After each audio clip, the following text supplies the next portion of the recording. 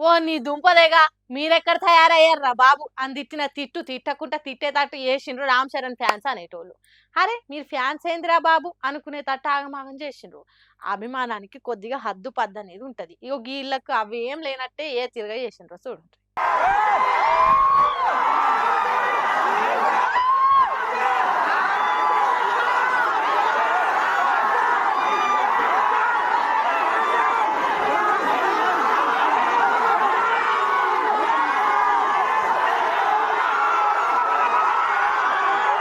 అయ్యయ్యో! 2 ఏళ్ల చిన్న పాపను ఎత్తుకొని పోతున్న రామ్ చరణ్‌ను, ఆ చిన్న పాపను చుట్టుముట్టి కేకలు, బొబ్బలు పెట్టిండ్రు.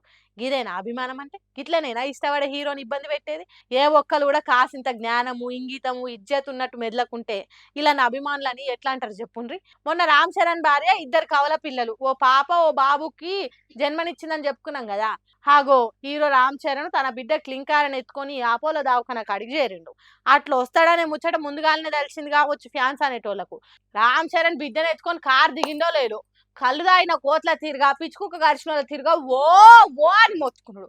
కెవ్వు కెవ్వని లొల్లి చేసిండ్రు. పాపం తండ్రి భుజం మీద వండుకున్న 2 ఏళ్ల చిన్న పాపకు ఏం తెలుసు? ఇంతకు ముందు గింత మందిలకు రాని చిన్న పిల్లనాయే దయ్యం పట్టినోళ్ళ తీరుగా ఓయ్ ఓయ్ అని ఒర్రేసరికి పాపం దడుచుకున్నది కావచ్చు చిన్న పాప.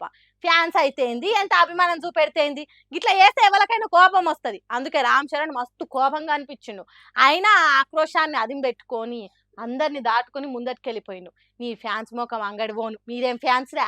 తిప్పల పెట్టి సెల్ఫీలు తీసుకునే మీరు రామ్ చరణ్ ఫ్యాన్స్ మని ఎక్కడన్నా చెప్పుకునే ఇజ్జత్ పోతది, సిగ్గు పోతది. అభిమానులు అంటే మంచిగా కోరుకునేటోళ్ళు అయి ఉండాలి కానీ ఇట్లా ఆగం చేస్తారా అని వీడియోని సోషల్ మీడియాలో తిప్పుకుంటూ తిడుతుండ్రు ఈ ఫ్యాన్స్ చేసిన ఎకిలి చేష్టలు చూసినోళ్ళు. దీన్ని అభిమానం అనుడు కాదు కానీ పిచ్చి అనాలని కామెంట్లు పెడుతుర్రు. జర మారుర్రా.